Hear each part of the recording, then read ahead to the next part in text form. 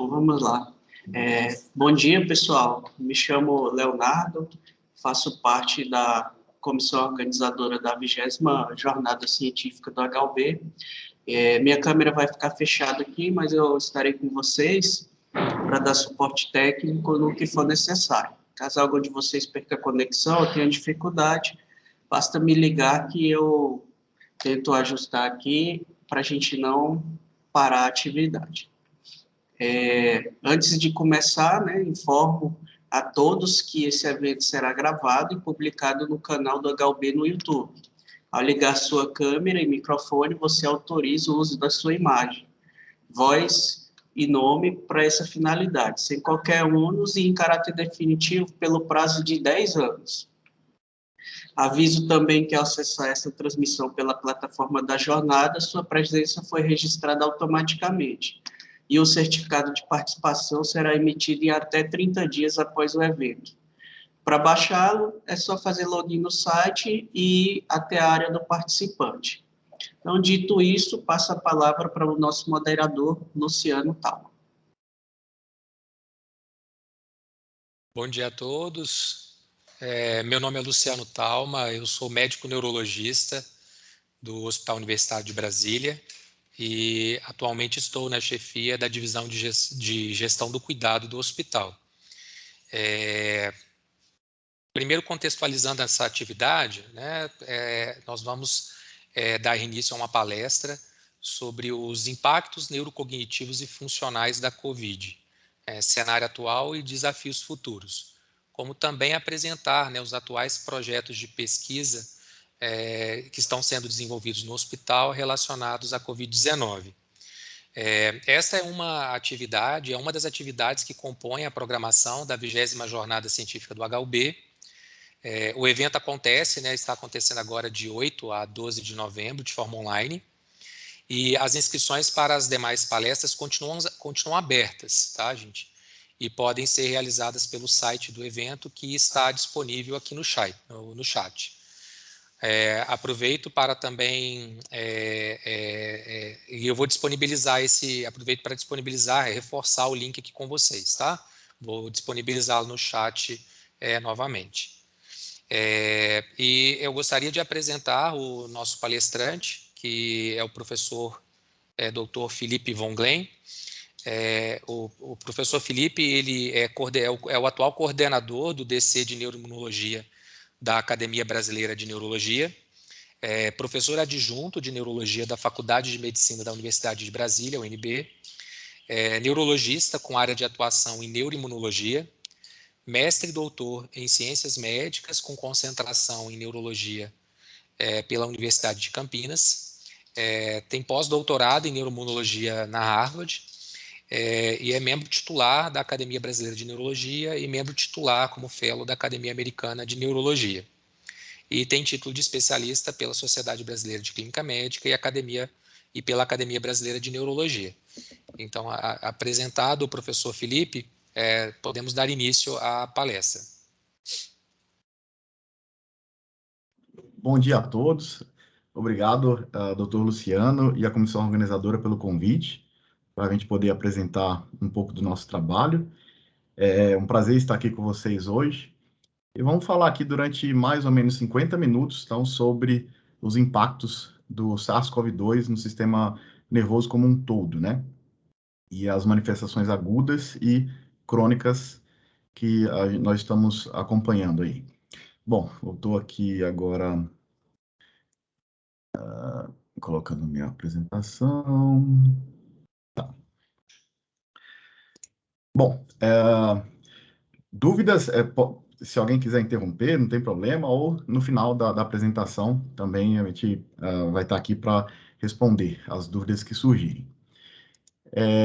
Para começar, né, vou uma breve introdução sobre o coronavírus. Eu sei que os senhores já estão aí escolados, já ouviram falar, infectologistas e médicos de outras subespecialidades sobre o coronavírus, mas nessa breve introdução, né, então só mostrando que o coronavírus ele tem essa estrutura, né, então com núcleo capsídeo, glicoproteína transmembrana, a proteína spike, né, que é uma das responsáveis pela penetração do vírus na célula hospedeira, a proteína de envelope, e ele é um vírus de RNA fita simples. Nós temos aí já mais ou menos 4 coronavírus que são endêmicos, né, eles são bem conhecidos, e tivemos 2 que causaram epidemia e um que agora está causando uma pandemia. No modelo animal, com o coronavírus, né, já se conhecia a capacidade do vírus de penetrar, de infectar células do parênquima cerebral e de outras partes do sistema nervoso, né? E era visto nesse modelo animal, né, e também depois com a experiência da primeira epidemia de SARS-CoV-1, que a piora dos pacientes surgia após o clearance viral. Então, a pergunta era, realmente, será que o vírus em si, ele causa todas as manifestações, né? No caso aqui, no sistema nervoso, ou será que é um efeito secundário do sistema imune tentando combater esse agente?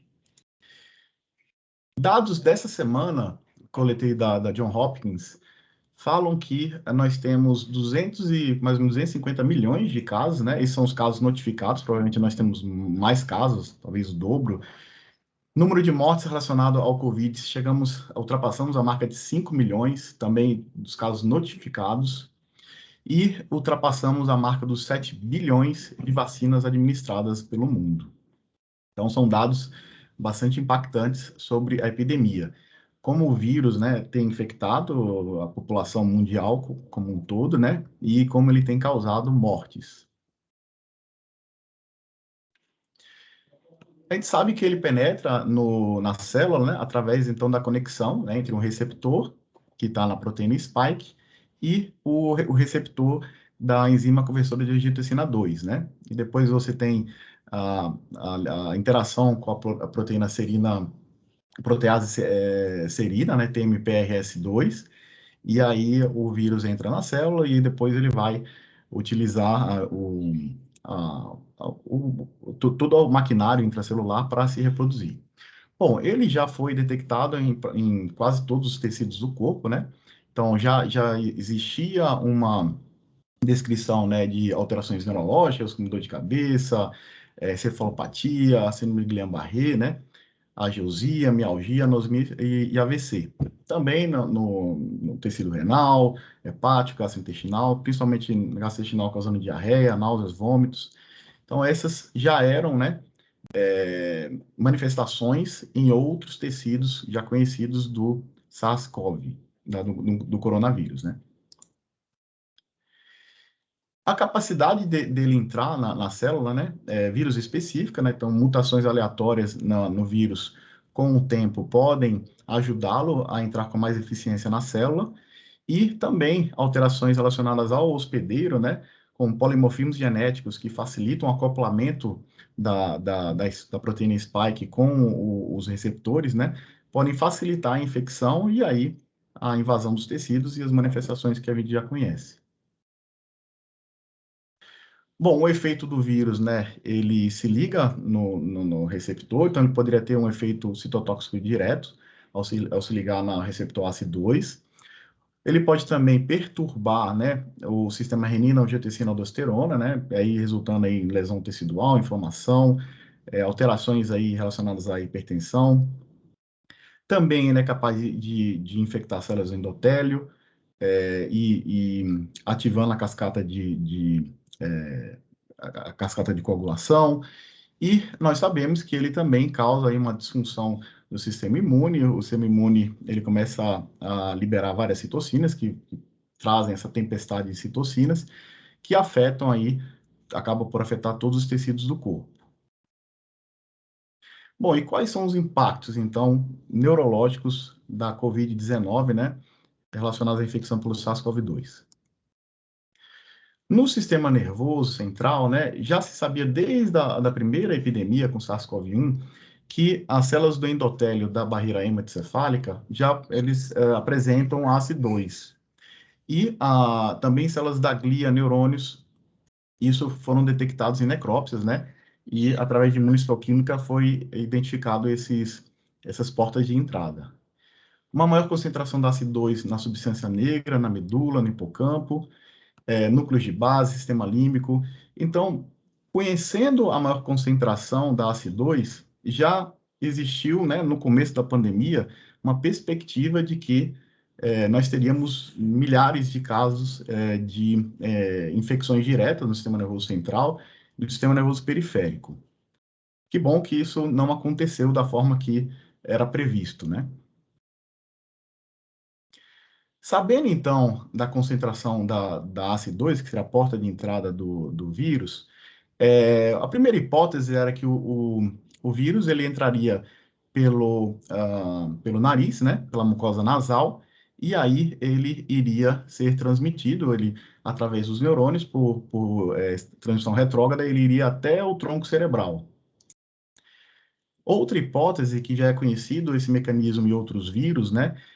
A gente sabe que o SARS-CoV também provoca uma diarreia, então o vírus ele poderia subir pelo nervo vago, depois de infectar a mucosa intestinal, e iria então até o tronco.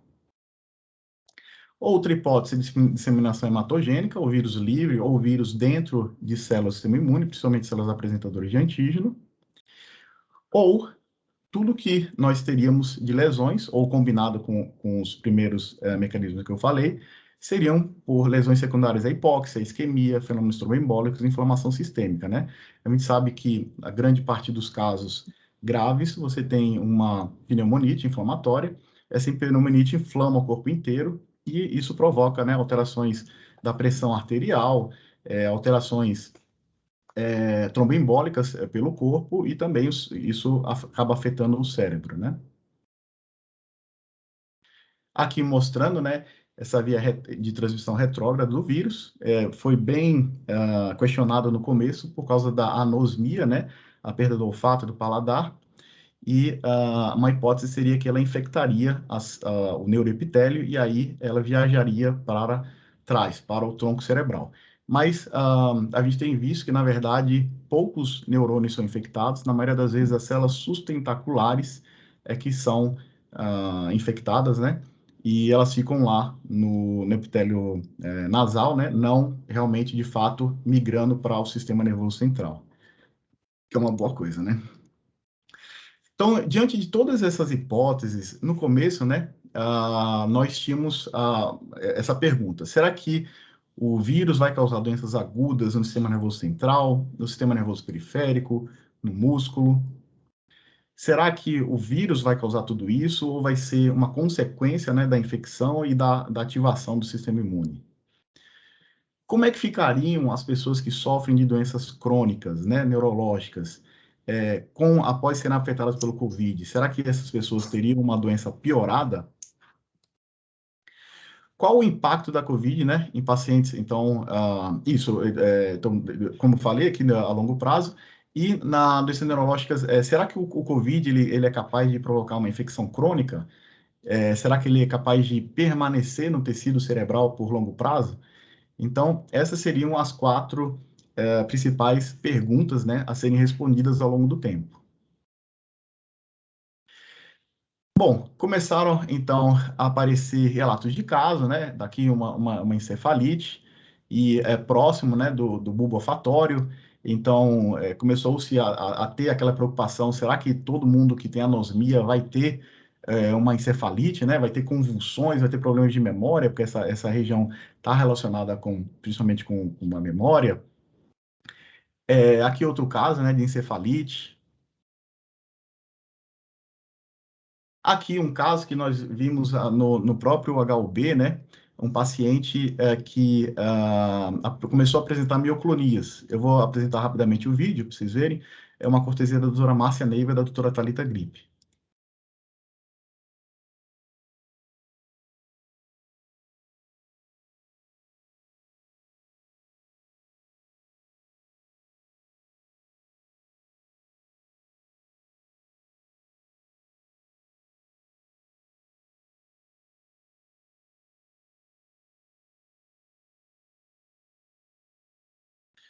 Bom, Esse paciente, né, ele tinha o PCR positivo no swab nasal para o SARS-CoV-2, tinha uma TC de crânio, TC de tórax normal, quer dizer, não tinha uma pneumonite, né, e ele só tinha essas mioclonias que ele não apresentava antes da infecção pelo SARS-CoV-2. E ele evoluiu desse jeito.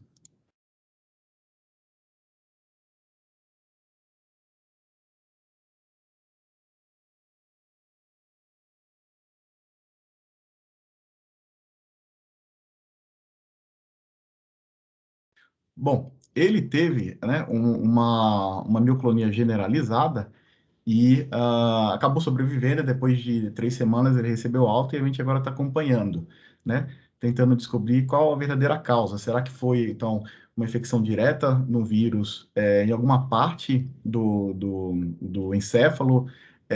Não, a ressonância não mostrava nenhuma inflamação aguda no cérebro e também poderia ser uma resposta inflamatória, né? Ele depois desenvolveu uma pneumonite e a gente não sabe, então, qual é a causa, né, desse quadro, né? Foi um quadro, um paciente com foi um caso isolado, né? Aqui outro caso também, um paciente que apresentou parkinsonismo depois da infecção pelo SARS-CoV.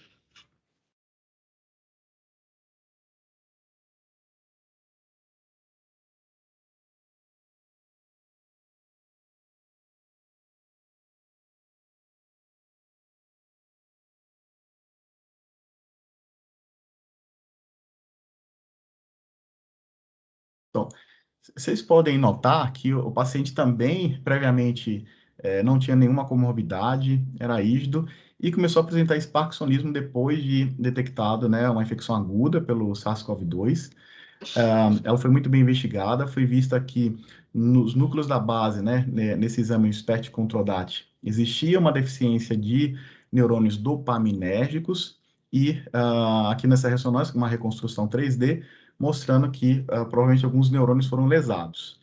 Aí a pergunta é, isso aconteceu porque o vírus entrou, né, no sistema nervoso central e aí destruiu algum neurônio aqui, ou foi algum AVC que ela teve por microembolismo, né? A gente tem visto muitos casos de tromboses. Então, isso também é uma outra pergunta que a gente está tentando responder.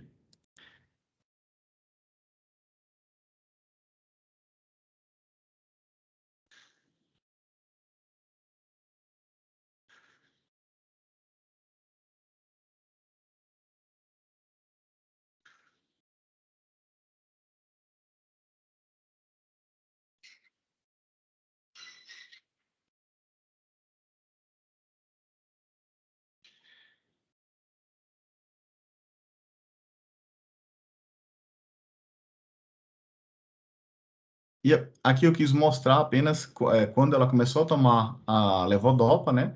Ela começou a apresentar uma melhora de todos os sintomas do parkinsonismo.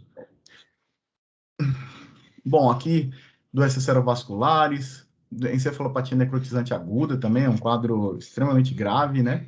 Também raro, e as encefalites. Então, diante de todos esses relatos de casos, né? Através de uma pesquisadora lá do Instituto de Medicina Tropical da USP, a Camila Romano, ela é uma virologista, e ela trabalha com um neuroinfectologista, Dr. Augusto Penalva.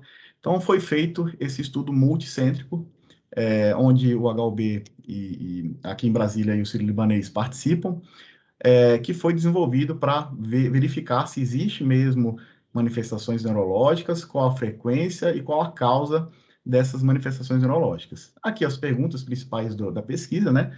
O SARS-CoV-2 pode invadir o sistema nervoso isoladamente? Como?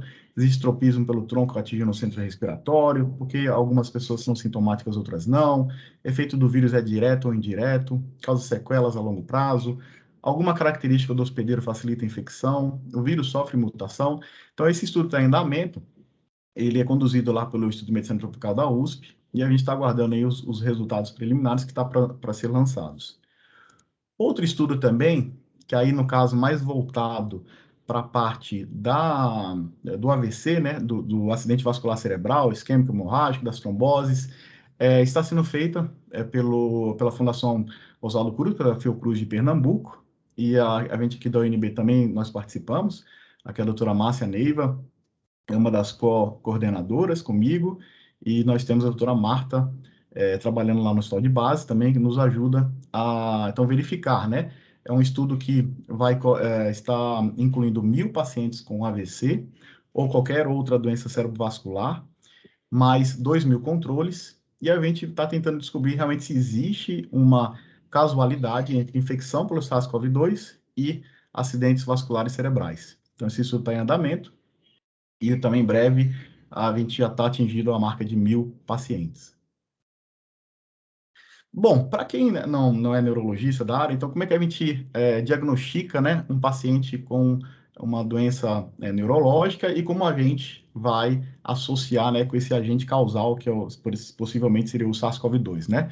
Então, através do exame clínico, principalmente, onde a gente, pela semiotécnica, consegue avaliar a função, né, do sistema nervoso central, sistema nervoso periférico. Também nós temos a propedêutica armada, então, aqui mostrando a semiologia, nós temos a fisiologia, né, eletroneuromiografia, eletroencefalografia, neuroimagem, estudo do líquor. Então, são ferramentas que nos ajudam a estudar quando o indivíduo tem uma manifestação neurológica, uma alteração do funcionamento do sistema nervoso como um todo, e a gente vai atrás, então, da topografia da lesão e depois da causa, né? No caso, para o SARS-CoV-2, foram lançados pela Organização Mundial de Saúde, né? Para você referenciar como confirmado, deveria ser feito, né, o SARS-CoV-2, a pesquisa no líquor diretamente, ou tecido cerebral, né, o RT-PCR, ou verificar a produção intratecal, né, de anticorpos, antipartes do vírus, né? A gente usa principalmente contra a proteína spike. E nenhuma outra causa que poderia justificar aquela manifestação neurológica. Provável é quando você não detectou o SARS-CoV-2 diretamente no tecido cerebral, ou não viu anticorpo no líquor, mas ele tem um RT-PCR positivo, né, nasal, então ele tem uma infecção aguda, pode existir uma relação causal. E possível, quando você não tem um diagnóstico confirmado de COVID, né, pela detecção direta do vírus, mas você tem um quadro clínico compatível com uma pneumonite pelo SARS-CoV-2, um quadro clínico de COVID-19, num local que tem transmissão comunitária do vírus, né? Para quem não se lembra aqui, como a gente calcula o índice de GG, então a gente primeiro vai calcular a quantidade de albumina no líquido, a quantidade de albumina no soro, e aí, através dessa fórmula, a gente consegue avaliar se a barreira hematoencefálica está íntegra ou ela está com alguma lesão permitindo, né, passagem de proteínas do sangue para o líquor. E o índice de IgG a gente pode fazer através da quantificação direta do IgG total no líquido e no soro, ou o IgG contra um antígeno específico no líquido e no soro, aí você tem esse índice. As primeiras publicações, né, mostraram que existiam alguns casos encefalíticos mais raros, mielite raros, desses cerebrovasculares mais frequentes, síndrome de Guillain-Barré na proporção igual a infecções já reconhecidas que causam a polirradiculoneurite aguda, né? Então, a gente sabe que vários vírus podem promover o Guillain-Barré, né? E o SARS-CoV promove na mesma proporção que os outros. Cefaleia, mialgia e anosmia, ageusia, que é um fato bem interessante, que muitos pacientes apresentam, né? As séries falam em até 85% dos casos de infecção pelo SARS-CoV-2 apresentando anosmia, ageusia, né? E interessante que a gente não vê, então, até hoje, uma proporção de causa, né? O indivíduo apresentando anosmia, ageusia e apresentando alguma encefalite. Isso a gente não vê, que bom, dando mais força a essa teoria de que as células elas ficam nas células sustentaculares da mucosa nasal. Aí, estudos apresentados recentemente, né, principalmente com autópsias, aqui no caso, 33 autópsias consecutivas de casos confirmados de COVID, né, a imunistoquímica, interessantemente, não detectou a ACE2 no parênquima cerebral, como anteriormente haviam detectado. A ausência de filtrados inflamatórios no cérebro, também interessante. A quantidade do SARS-CoV-2 detectada, você vê que é bastante na mucosa nasal, e quando você vai caminhando para trás, né, no bulbo olfatório, tubérculo e até lá o tronco, essa quantidade diminui drasticamente. Interessante também, pela imunohistoquímica, eles detectam aqui proteínas da espícula do vírus, né? Principalmente em células endoteliais. E muitas vezes essa detecção, né, da proteína da spike está relacionada também a microtrombos adjacentes. Aqui dá para ver, né? Então, um estudo interessante. Outro dado também interessante um estudo feito em Lyon, com 578 amostras de líquor, que eram analisados sistematicamente, independente se tinham ou não Covid-19, né? No caso aqui, 23 dos 578 tinham Covid-19, por PCR positivo, né? Confirmado no swab nasal. 21 dos 23 não tinha qualquer indício de vírus tão livre no líquor. 2 casos eram fracamente positivos, esses 2 casos os pacientes tinham ido a óbito, né? E na necrópsia foi visto o PCR positivo no soro e negativo em partes do tecido cerebral, né? E então ficou com a hipótese de que, na verdade, é uma contaminação, né? Esse fraco positivo veio, né? Seriam partículas virais vindas do soro. Então, mais um dado falando assim que parece que o vírus não tem realmente essa capacidade de invadir o sistema nervoso central. Aqui foram vistos isso também, né? Então, a gente não vê o PCR viral positivo, mas a gente vê índice de IgG aumentado em vários pacientes. Então, índice de IgG contra pedaços da espícula viral positivos. Interessantemente, nesse estudo aqui, né, a maioria desses anticorpos eram neutralizantes.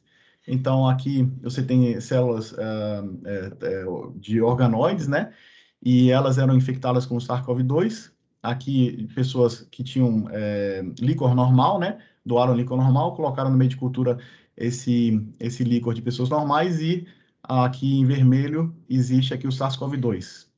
E nas pessoas doentes, né, que depois sobreviveram, esses anticorpos do líquor, eles eram capazes de neutralizar a entrada da célula nesses organoides.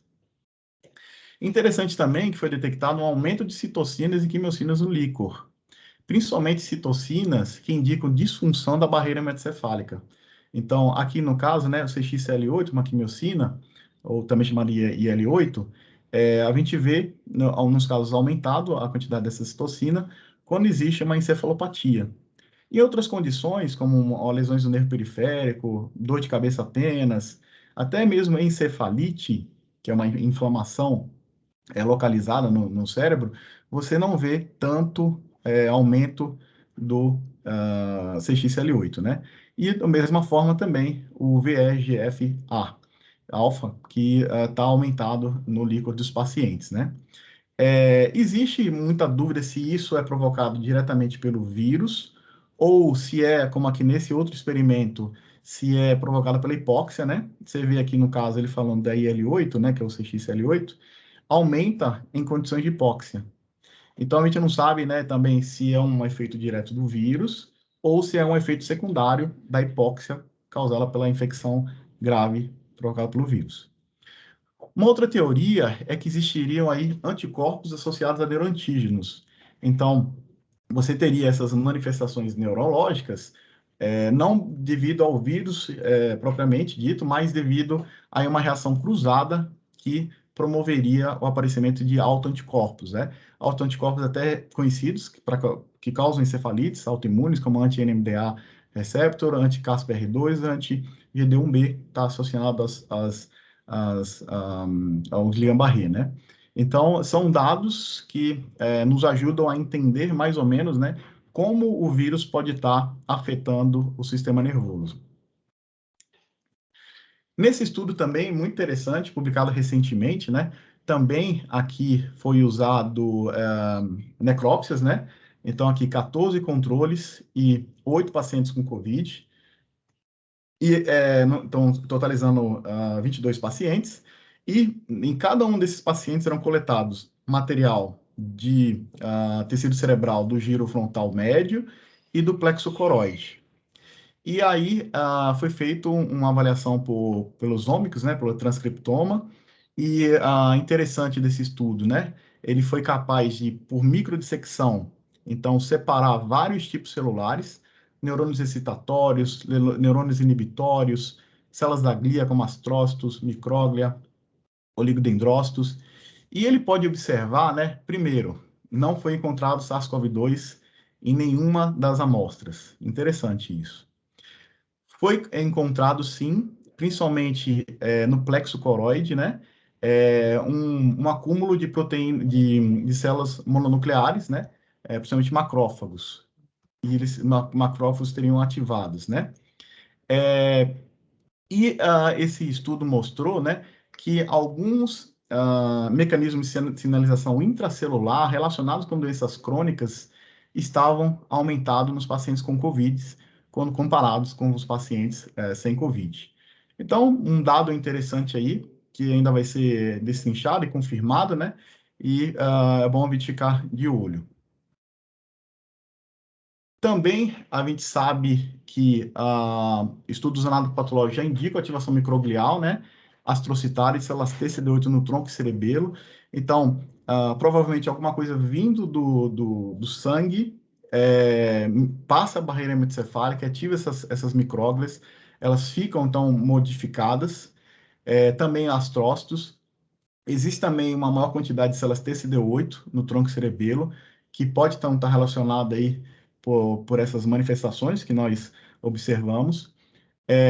A doença cerebrovascular, né, claro, pela microtrombose, invasão, então, que existe, o que tem visto, né, não invasão direta do vírus no parênquima, células do parênquima cerebral, mas sim, elas estão o vírus é detectado em células do endotélio, da barreira hematocefálica, e também no plexo coroide. E a teoria é que o vírus ele ficaria nesse portão cerebral e ele ativaria, né, através de produção de citocinas, através do acúmulo de células fagocitárias, principalmente no plexo coroide, promoveria, né, a liberação dessas substâncias que iriam alterar a função das células da glia, do neurônio, e aí promovendo esses sintomas que nós estamos vendo hoje, né? Também aqui mostrando, no caso de alteração do sistema na medula, né? A gente sabe que infecções virais podem causar mielite transversa, né? E também, claro, que o SARS-CoV-2 promove isso, a gente vê um acúmulo de células TCD8 nos casos de mielite. Por isso que esse remédio tem sido utilizado, o tocilizumab, né? Que é um anti-IL-6, tem sido usado e com algum efeito em alguns casos de pacientes com lesões agudas, sistema nervoso central, né? E nos casos de mimetismo molecular, né? O Guillain-Barré, que é essa síndrome inflamatória aguda das raízes dos nervos, promovendo paralisia, né? A gente trata do mesmo jeito que as outras infecções quando causam a síndrome de Guillain-Barré. Os efeitos crônicos da COVID, né? O que tem essa revisão, eu recomendo, foi publicada agora na Brain. Então ela fala assim, quais são os efeitos crônicos? Foi dividido até de uma forma didática bem legal nessa publicação, né? Existiriam as pessoas com intolerância ao exercício, então por fraqueza muscular, por dispneia aos esforços, por fadiga. Existiriam pacientes com alteração da cognição, do humor ou do sono, né? O que a gente chama de brain fog, aquele paciente que perde o foco, a atenção, uma disfunção executiva, alterações de depressão, ansiedade, psicose, agitação. Síndromes dolorosas, a gente tem visto muito no consultório, né? Pacientes com mialgia, com dor neuropática, parestesias, cefaleia, né?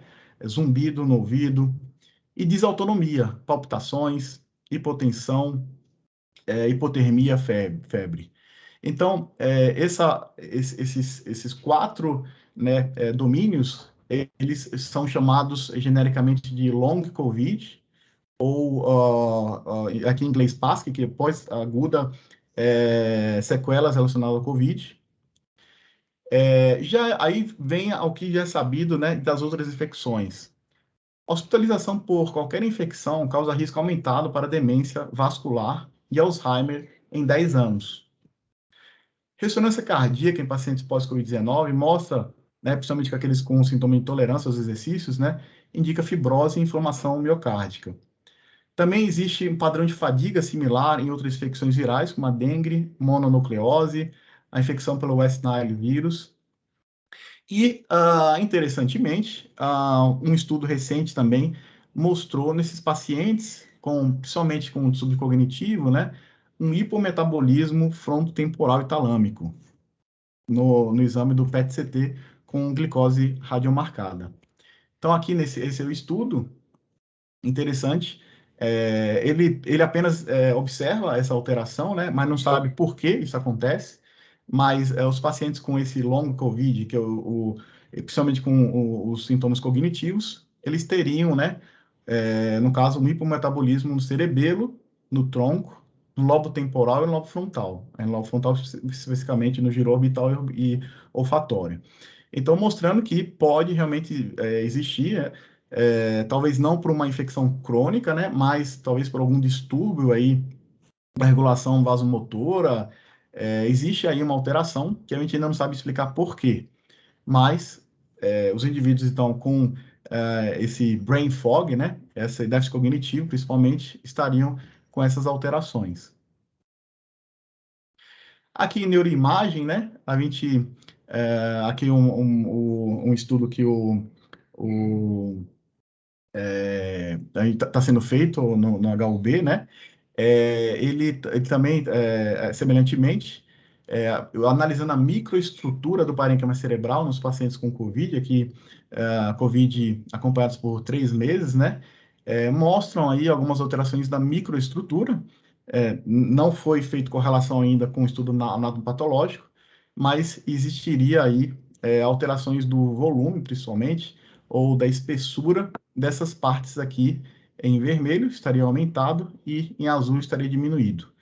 Agora, como isso acontece, por que isso acontece, nós não sabemos ainda, mas indica que pode existir aí realmente uma alteração, um embasamento, né, fisiopatogênico que justifica esses sintomas dos pacientes a longo prazo.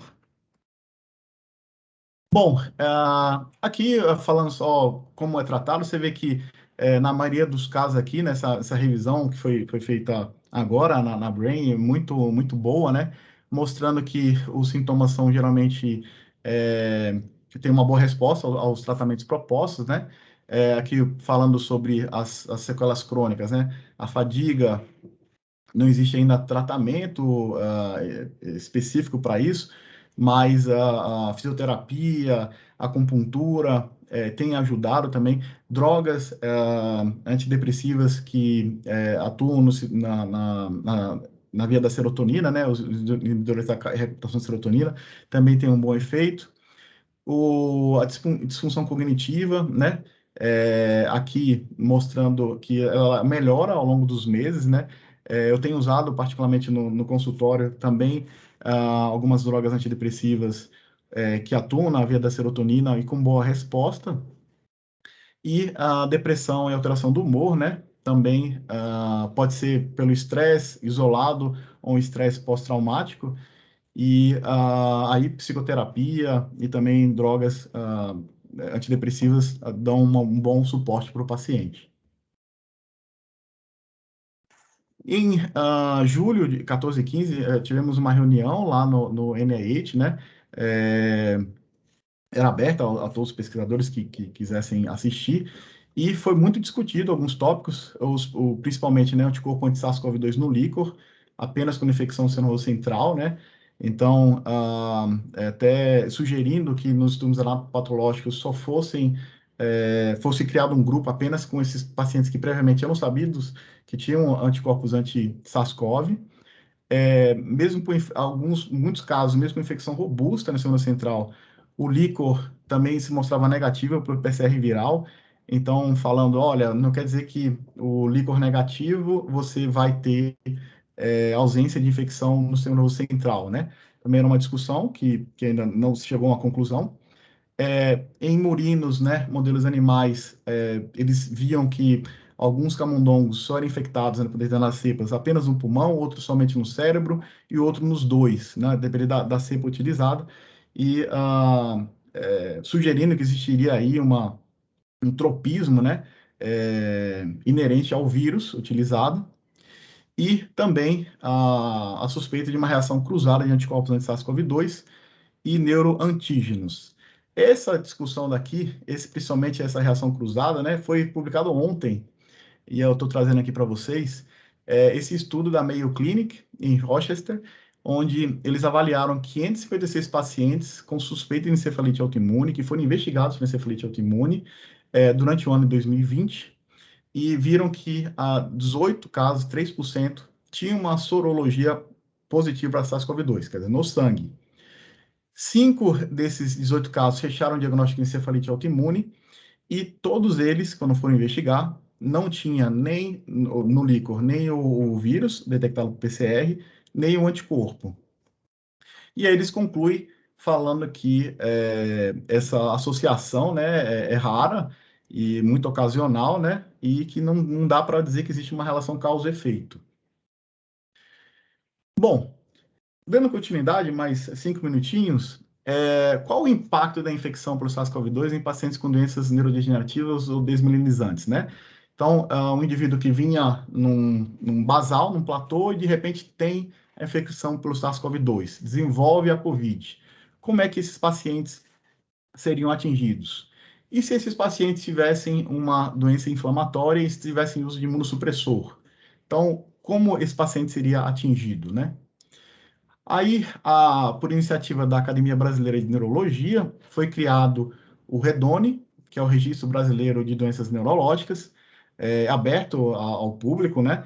A intenção desse registro é que, em alguns anos, todos os pacientes com alguma doença neurológica sejam registrados nesse banco de dados, e aí a gente poderá fazer, finalmente, de forma categórica, a gente vai poder calcular a incidência e a prevalência das diversas doenças neurológicas que ocorrem no Brasil.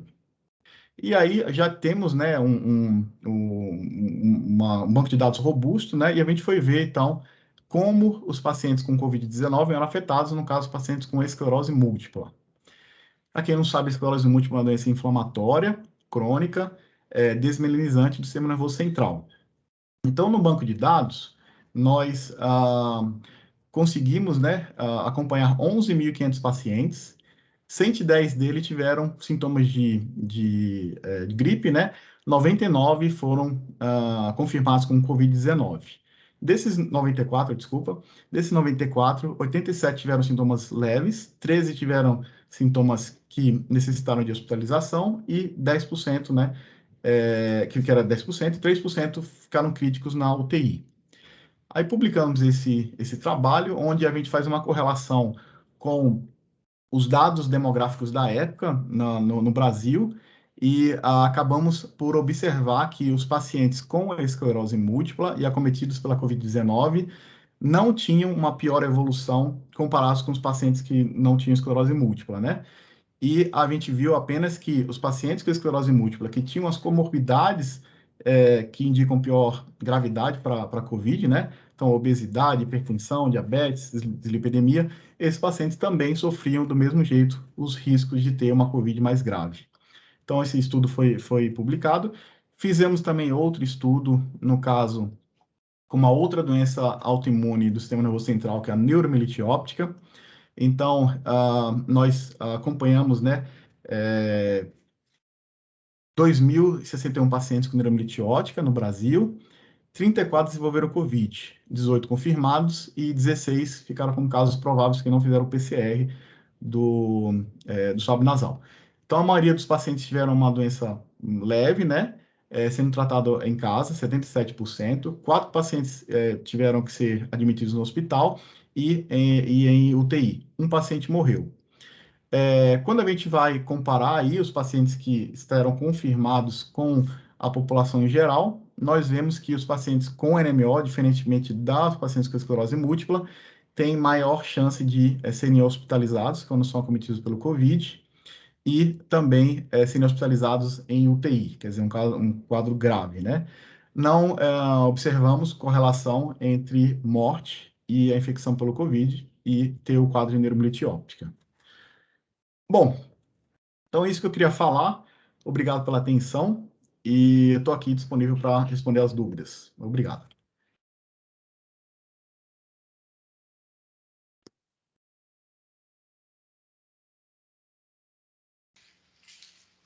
Parabéns, professor Felipe, pela excelente aula, onde o senhor conseguiu explanar realmente as diversas manifestações neurológicas, possíveis num paciente com infecção por SARS-CoV-2, com Covid-19, incluindo as manifestações cognitivas comportamentais. Parabéns.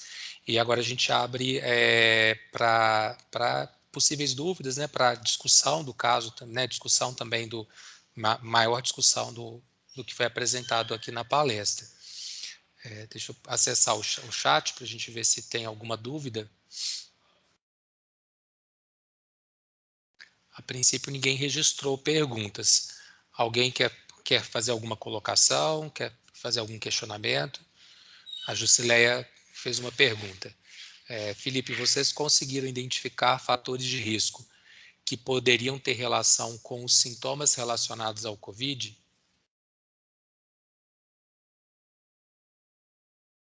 Seu áudio, Felipe. Desculpa. Então, os fatores de risco que nós observamos, são os mesmos dos casos de pacientes sem nenhuma doença neurológica, Então, obesidade, hipertensão, diabetes, idade mais avançada, tudo isso está relacionado aí com um pior prognóstico quando desenvolve a Covid-19, Então, é isso que a gente tem visto. E também em pacientes com doenças neurológicas, não está, por exemplo, uma demência, o paciente, por eles serem com demência, serem mais idosos, a gente vê também uma COVID mais grave. Mas a gente não sabe dizer se realmente o indivíduo tem um quadro mais grave de COVID porque ele tem uma doença neurológica ou porque ele está com uma idade avançada. Isso são dúvidas e perguntas que nós estamos aí tentando responder com esses estudos multicêntricos. Ela colocou preditores de sintomatologia pós-Covid. Bom, então, é uma excelente pergunta. Então, os pacientes que tiveram uma sequela neurológica, Então, vamos lá. O paciente teve uma encefalite, uma inflamação lá no lobo temporal. E essa inflamação, porventura, evoluiu com uma cicatriz. O indivíduo ficou com uma leve atrofia ou um hipersinal IT2 detectado pela ressonância naquela região. O paciente pode ficar com uma epilepsia, o paciente pode ficar com um distúrbio de memória, avaliado por um teste neuropsicológico, mas a gente não tem como prever se ele vai ou não. A gente sabe que pode acontecer e a gente acompanha para ver se vai acontecer e, se acontecer, para a gente tomar as medidas para que o paciente tenha uma melhor qualidade de vida, Eu também gostaria de fazer uma colocação com relação a essa pergunta feita pela Jusileia. Por exemplo, a gente sabe que um dos principais sintomas neurológicos no paciente com Covid-19 é a cefaleia, a dor de cabeça, tanto durante a infecção quanto no pós-Covid. Então, já existem vários estudos analisando, por exemplo, esse sintoma, E o que se sabe é que, por exemplo, o paciente com Covid-19, ele pode tanto iniciar uma cefaleia nova, quanto ter uma piora de uma cefaleia pré-existente. Então, um paciente que já tinha uma enxaqueca, porém era uma enxaqueca infrequente, e aí no COVID, pós-COVID, ele desenvolve um quadro com mais frequente e incapacitante, assim, por exemplo, de enxaqueca.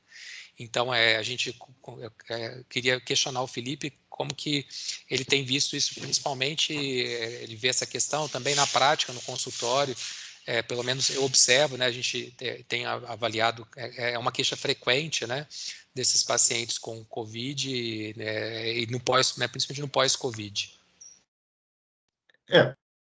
Uma excelente pergunta, a gente recebe, nós recebemos neurologistas como um todo no consultório muitas queixas de cefaleia, E a cefaleia, um indivíduo tinha uma cefaleia prévia que estava controlada e depois descontrolou. O indivíduo começa a apresentar uma cefaleia que ele nunca apresentou antes. Então, a primeira cefaleia dele. Então, é um quadro complicado que a gente tem que ter cuidado, né, de avaliar, principalmente para ver, primeiro, se é uma cefaleia secundária. Então, a gente sabe que existe uma quantidade aumentada, né, com pacientes com doenças cerebrovasculares após um Covid-19. Então, a gente tem que avaliar se não apresentou, né, uma trombose, se o indivíduo não desenvolveu um aneurisma, se existe alguma lesão estrutural em algum ponto, né, da dor, no tálamo, ou alguma região, nervo periférico. Então, a gente tem que buscar justificativa para essa dor. Muitas vezes, né, a maioria das vezes, a gente não encontra uma causa, mas a gente vai, então, tratar como se fosse uma dor primária, né? E aí a gente faz como nos outros casos, né, de cefaleia, por exemplo, ou dor crônica, a gente associa medicações como antidepressivos, anticonvulsivantes, para prevenir a dor, usa terapia não medicamentosa, né, fisioterapia, acupuntura, na modalidade de fisioterapia Pilates, RPG. Então, é uma situação que a gente, como o indivíduo teve Covid, eu acho que tem sempre que afastar causas secundárias, e aí depois a gente vai e trata adequadamente esse indivíduo. Mas existe realmente uma procura grande, aumentada, né, de pacientes com cefaleia após não só Covid-19, também muitas pessoas após a vacinação também procuram os consultórios com essas queixas. Uma outra colocação que eu queria fazer também para a gente fazer uma discussão, explorando um pouco mais a questão dos prejuízos cognitivos, né? Tanto as alterações cognitivas quanto comportamentais relacionadas à Covid-19. Até tive a oportunidade de discutir isso um pouco melhor com o Felipe em reunião prévia, e onde a gente explorou alguns artigos, que é algo que acho que vale a pena a gente colocar aqui para vocês, de que, assim como a cefaleia é uma queixa muito comum, né, no paciente com Covid, no pós-Covid, outra queixa comum é a queixa do prejuízo cognitivo, aquele paciente que se queixa de que após o Covid ele ficou mais desatento, com prejuízo de memória, e também com alterações psiquiátricas, né, o paciente ficou com um transtorno ansioso mais relevante ou desenvolveu depressão. Então, a gente observa, né, essa casuística aumentada, né, Felipe? Mas uma coisa que é interessante a gente discutir é que não necessariamente isso tem uma relação direta com a infecção pelo SARS-CoV. Conforme o Felipe mesmo trouxe esses dados na apresentação dele, de que se questiona muito até que ponto existe um papel direto do vírus, né, afetando o tecido cerebral. Eu queria que o Felipe abordasse um pouco melhor essa questão, só para ficar mais claro para os participantes. Essa questão também é uma questão que a gente vai ter as respostas definitivas somente com o tempo. Hoje a gente não sabe, mas o que a gente tem visto, né? Então, pacientes com déficit de atenção, déficit de memória, transtorno do sono, transtorno de ansiedade, síndrome do pânico, tudo isso causado após o Covid. Então, as causas poderiam ser causas psicológicas, né? Então, a ansiedade de ter uma infecção e que a gente tem visto na televisão todo dia, que pode matar. A observação de casos, né, de parentes, amigos próximos que tiveram uma doença grave e vieram a óbito, infelizmente. Se o indivíduo teve ou não, eu sempre procuro tentar fazer uma correlação. Se ele teve uma inflamação muito grave a ponto de ter que se internar e ficar, às vezes, com oxigenoterapia e, às vezes, tendo que ir para a UTI. E na UTI, observar pessoas morrendo ao seu redor. Então, fica também um trauma, um desequilíbrio da saúde mental que a gente tem que acompanhar. Também coisas relacionadas ao vírus que a gente não sabe, né? Como eu falei, o vírus ele infecta as células do plexo coroide. Por quanto tempo que ele infecta, né? E ele é sabido que ele causa uma mudança de comportamento das células dentro do cérebro, né? Então, as micróglias, os astrócitos. Então, esse efeito é agudo, então, por alguns dias o efeito é mais duradouro. Então, tem muitas coisas que nós não sabemos, né? Que a gente está observando e tentando justificar. Então, a gente está nessa fase eu acho que é importante, né, o indivíduo procurar o seu médico assistente, né, e poder ser avaliado, poder ser investigado para causas, né, secundárias, e se não achar causa nenhuma, a gente usar o tratamento padrão, né, que é usado principalmente na neuropsiquiatria, acompanhamento psicológico, etc. Eu gostaria só de fazer uma complementação, professor Felipe. Por exemplo, quando a gente vê, analisa de forma mais detalhada essas publicações, a gente, como o professor Felipe colocou, ainda tem muito a se compreender, né? A se descobrir sobre, para entender melhor o papel do vírus, se direto ou indireto, e até os outros fatores, como a Jusileia colocou em questionamento, né, a própria internação, né, as medicações que o paciente usou, o próprio medo, né, que toda a condição trouxe e traz. Mas, assim, uma das coisas que a gente vê muitos nos trabalhos, por exemplo, quando eles trazem dados mais objetivos, tanto de prejuízo cognitivo relacionado às avaliações, né, neuropsicológicas, quanto até alguns exames de imagem, incluindo PET, né, PET-CT, eles analisam principalmente pacientes internados com infecções mais graves. E aí entra aquela colocação que o professor Felipe fez na apresentação, de que o próprio estado inflamatório sistêmico, né, e também a hipoperfusão tecidual relacionada ao COVID possa justificar esses prejuízos. Quando a gente pega trabalhos que fazem uma análise de um paciente mais ambulatorial, num paciente com um quadro mais leve, a gente já observa, inclusive tem trabalhos que fazem comparações entre populações, assim, de grupos de pacientes com sintomas gripais, preenchendo critérios clínicos para o diagnóstico de COVID, porém um grupo com SARS-CoV positivo, né, e o outro SARS-CoV-2 negativo. E aí, quando se faz uma análise das queixas cognitivas e, né, psiquiátricas desses pacientes, é muito semelhante um grupo e o outro, né? Então, a gente extrai por exemplo, desse tipo de trabalho, de que talvez muitos desses transtornos, né, tanto cognitivos, de prejuízo de atenção, principalmente funções executivas, e também de alterações mais psiquiátricas, não tem uma correlação direta com o vírus, né? Mas é uma correlação indireta, né? Tanto aí entram várias questões, desde a sobrecarga de estresse que o indivíduo já vinha passando, e aí se soma, né, a condição, o medo, né, e, né, todo o contexto, né, que a pandemia trouxe para as nossas vidas. Então, eu queria colocar essa questão desses trabalhos e também ver, né, conversar com o Felipe qual é a opinião dele com relação a isso. Como você bem falou, né? A gente não tem ainda a resposta. Os dados vão surgindo, né, ao longo do tempo. Um dado que eu gostaria de ressaltar, né, é que nós tivemos hoje no mundo, falam em 250 milhões de pessoas infectadas, mas provavelmente essa subnotificação, provavelmente deve ter 1 bilhão de pessoas infectadas. Pela quantidade de pessoas, né, que foram infectadas, se tivesse o vírus, né, um tropismo pelo cérebro, um tropismo pelo sistema nervoso, estou falando aqui com relação ao sistema nervoso, nós teríamos uma quantidade muito, muito, muito, muito maior do que a gente vê hoje nos hospitais e nos ambulatórios. Então, isso é um dado que fala, olha, casos isolados acontecem realmente, o vírus é capaz de infectar o sistema nervoso, e quando eu falo isso, cérebro, medula, nervo, músculo, e a gente não sabe porque uma grande minoria que tem, né? E quando tem às vezes até uma forma grave que pode evoluir com óbito. E por que essa pessoa evoluiu com óbito? Por que essa pessoa teve uma forma grave comparado com a grande maioria que não tem, né?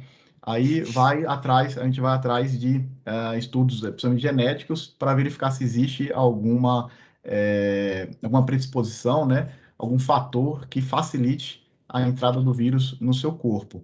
Assim como pelo outro caminho, né? Existem pessoas que pegam vírus várias vezes e não tem sintoma nenhum. Aí essas pessoas também estão sendo investigadas para saber por que eles entram em contato com o vírus e não desenvolvem uma infecção grave, né?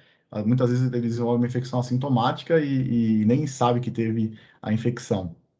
Então, isso são dados que a gente tá acompanhando e, felizmente, a gente não foi previsto que poderia ter uma quantidade enorme de casos, porque a porta de entrada para o vírus, que é essa proteína, né, o receptor da ACE2, ela é expressa também por neurônios, células da glia, e não foi na mesma proporção que se esperava, né, a proporção de casos para pessoas doentes. Isso a gente não tem visto uma relação aumentada, né, indicando que o vírus não é realmente, né, não é a natureza dele, a capacidade de infectar o sistema nervoso e causar alguma alteração. Agora, o que a gente mais suspeita é que as alterações secundárias. Então, o indivíduo teve uma inflamação no corpo e essas citocinas, quimiocinas, fatores que a gente talvez nem ainda conheça, vão entrar na corrente sanguínea e algumas delas passam para da barreira hematocefálica e vão entrar no sistema nervoso. E aí elas vão alterar, né, o funcionamento das micróglias ou do próprio neurônio e pode causar sintomas ou sinais devido a essa alteração da função normal dessas células da glia ou dos neurônios. Esses dados, né, esse conhecimento, hoje está cada vez mais intenso através do estudo da microbiota intestinal.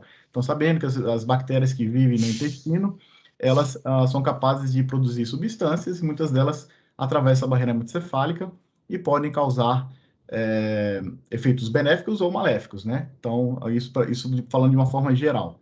Então, a mesma coisa, então, na infecção pelo SARS-CoV-2. Ele é capaz de provocar uma inflamação grave, e essa inflamação grave no pulmão vai liberar substâncias que vão para o cérebro, também vão promover distúrbio da regulação da pressão arterial, da oxigenação dos tecidos. Isso vai levar também a mais alterações da função do tecido, no caso do tecido nervoso.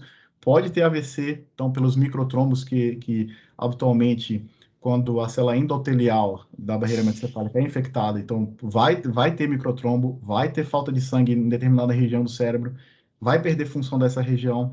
Então, eu acredito que no caso do SARS-CoV-2 existe mais uma lesão secundária, né? Não diretamente dele, mas secundária ao que ele faz em outros tecidos, e aí afeta o corpo como um todo, e no caso também o sistema nervoso que está ligado ao corpo, claro, né?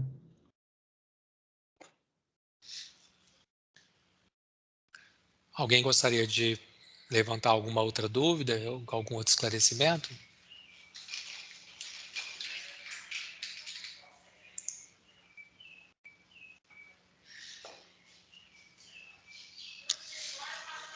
Quer fazer alguma colocação final, professor Felipe?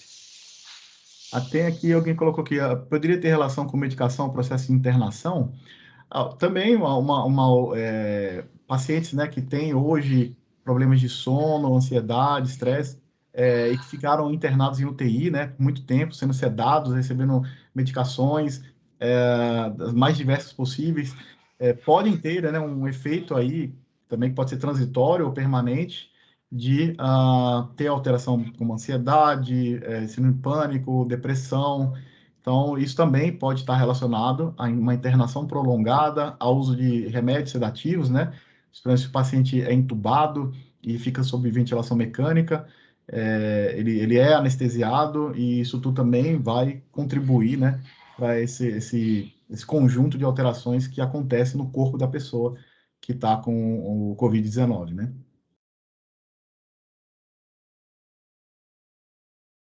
Mais alguma pergunta aqui?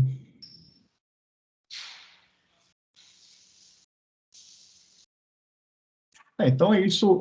A gente trabalha em parceria, então eu gostaria de agradecer, claro, muitos dados que eu apresentei, então foi feito com parcerias, né? Então eu gostaria de destacar a doutora Márcia Neiva, que ela trabalha na parte estudando o COVID e o AVC, a doutora Marta, o doutor Diógenes, que é neuroradiologista, que tem trabalhado junto com o doutor Pedro Brandão na questão da anosmia, né? A gente está investigando se essa anosmia, né, essa falta de olfato é uma coisa passageira ou vai ficar a longo prazo.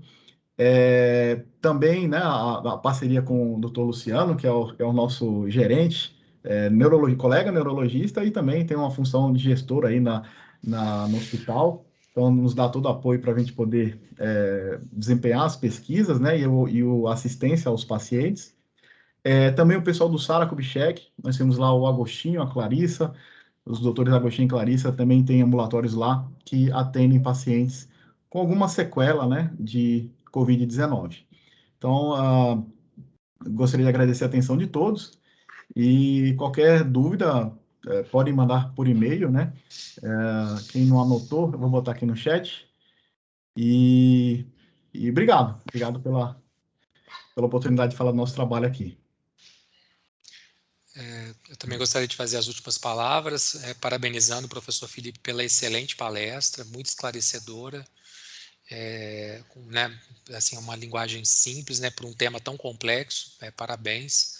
E gostaria de informar que o registro da presença nessa palestra é automático para quem se inscreveu e acessou a transmissão, e que o certificado de participação nessa atividade estará disponível no site do evento em até 30 dias. No mais, um abraço para todos, um bom restinho de manhã e um bom dia, né, e o resto do dia para todos. Obrigado. Abraço. Tchau, tchau. Tchau.